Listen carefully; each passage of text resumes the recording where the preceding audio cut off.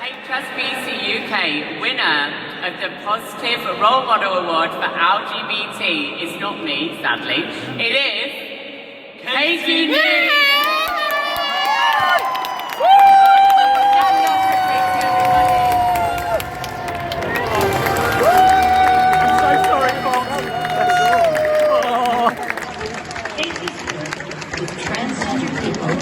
And their families has brought a sense of hope and optimism to so many.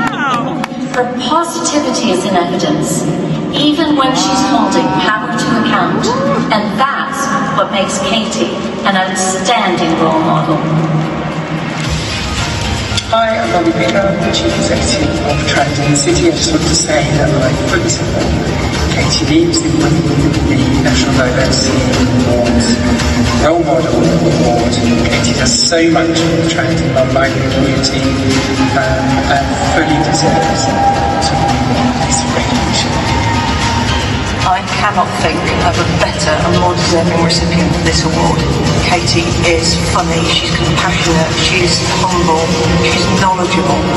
She has the biggest heart and she has done more, not just for trans, but for the entire LGBTQIA+ cause anywhere.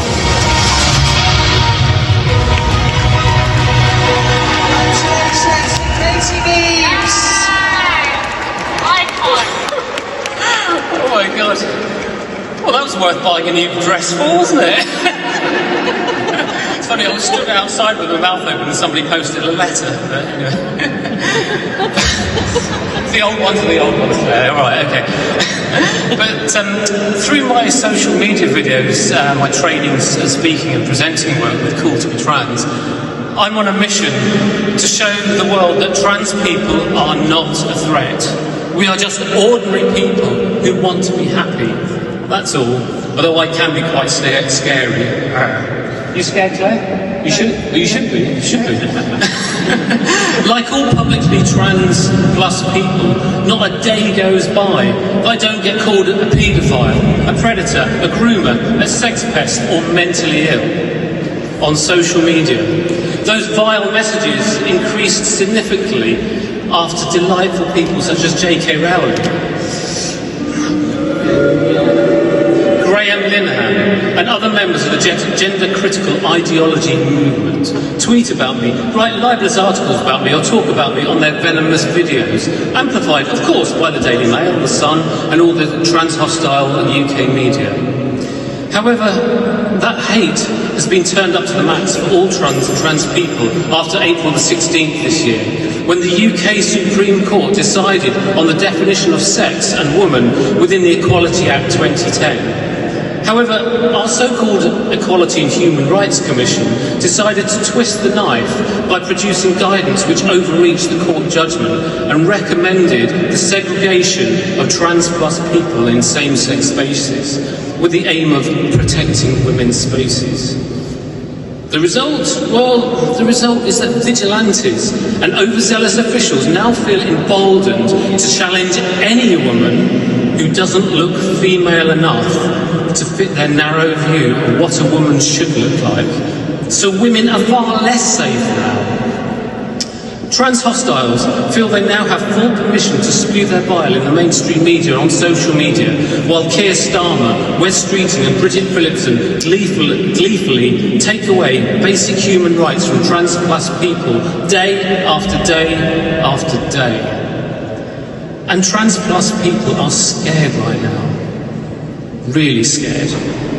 Half are too frightened to step out the front door, while the other half have to do a risk assessment before going anywhere in public. And when they do, they deliberately dehydrate themselves for fear of having to use the loo. Multiple legal challenges to the Supreme Court's misjudgment have already been launched, which I'm confident will eventually overturn this cruel ruling, as it clashes with so many other existing laws. But that will take time, and huge damage is being done in the meantime. So I want to give some hope to any trans plus people hearing this. This dark time will pass.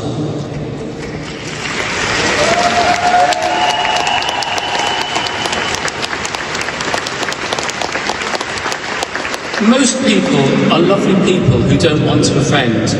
In real life, I've been overwhelmingly accepted and loved for who I really am. I'm a proud, gobby, transgender lesbian, and since I've been living my truth, I couldn't be happier.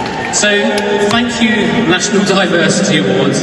I dedicate this award to all the frightened, trans, non-binary and intersex people, as well as masculine-presenting non-trans women who are currently petrified.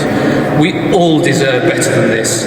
Trans rights are human rights. Katie Neeves,